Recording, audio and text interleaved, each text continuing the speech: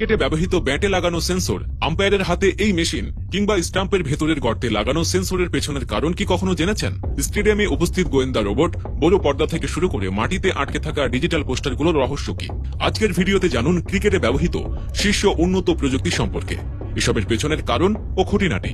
1 নম্বর, spider ক্যাম, একটি camera system যা তারের মাধ্যমে একটি খুঁটির সাথে সংযুক্ত থাকে। ক্রিকেট মাঠে 4টি খুঁটি রয়েছে যার সাথে স্পাইডার ক্যাম সংযুক্ত। এই ক্যামেরা অনেক ধরনের পজিশনে কাজ করতে পারে। এইভাবে বিভিন্ন কোণ থেকে উচ্চমানের শট ক্যাপচার করা খুব সহজ হয়ে যায়। একজন অপারেটর স্পাইডার ক্যাম নিয়ন্ত্রণ করে একটি জয়স্টিকের সাহায্যে। তিনি এক জায়গায় বসে স্পাইডার ক্যামটিকে মাঠ জুড়ে এদিক সেদিক নিয়ে যান। 2 নম্বর, এলইডি স্ট্যাম্প। এটি আপনাকে কিছুটা অবাক করতে পারে, তবে ক্রিকেটে ব্যবহৃত উইকেট স্ট্যাম্প চার্জ করা হয়, তা প্রতিদিন ম্যাচের আগে। প্রকৃতপক্ষে এটি একটি সাধারণ ক্রিকেট স্ট্যাম্প নয়, বরং একটি বড় ব্যাটারি, এবং এতে প্রচুর সেন্সর এবং মাইক্রোফোন ইনস্টল করা আছে। প্রকৃতপক্ষে তারা কেবল শব্দই রেকর্ড করে না, তবে তাদের মধ্যে ইনস্টল করা সেন্সরগুলি এমনকি বলের গতিও বলতে পারে। আমরা আপনাকে বলি যে তাদের দাম হাজার নয় লাখ টাকা।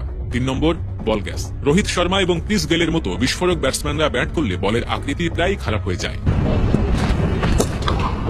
এটি ছোট বা আর গোলাকার হয় না। আম্পায়াররা একটি বল গেজ ব্যবহার করে যা নির্ধারণ করে যে বলটি ব্যবহারযোগ্য কিনা তার গোলাকার হওয়ার কারণে। 4 নম্বর, সেফটি শিল্ড। এই ডিভাইসটি আম্পায়ারদের দ্বারা পরিধান করা নতুন ডিভাইসগুলির মধ্যে একটি। আম্পায়ার ধারালো শট থেকে নিজেকে রক্ষা করার জন্য এটি ব্যবহার করেন। এটি আম্পায়ারের হাতে বাঁধা থাকে। এটি দেখতে স্বচ্ছ।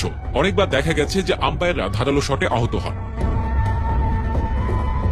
তাই এই প্রতিরক্ষামূলক ঢালের সাহায্যে ধারালো শট থেকে নিজেকে রক্ষা করতে পারেন আম্পায়ার। 5 নম্বর, দ্রুত শনাক্তকরণ।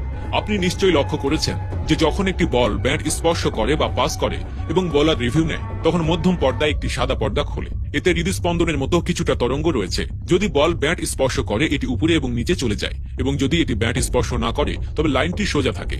এজ ডিটেকশন বা আল্ট্রা এজ শব্দ ফ্রিকোয়েন্সিতে কাজ করে, বোলিং বল হাতে ধরার আগে বলটি ব্যাটের সাথে যোগাযোগ করেছে কিনা সেটি দেখার জন্য। 6 নম্বর, স্পিড গান। স্পিড গান ব্যবহার করা হয় বোলারের করা বলের গতি নির্ণয় করতে।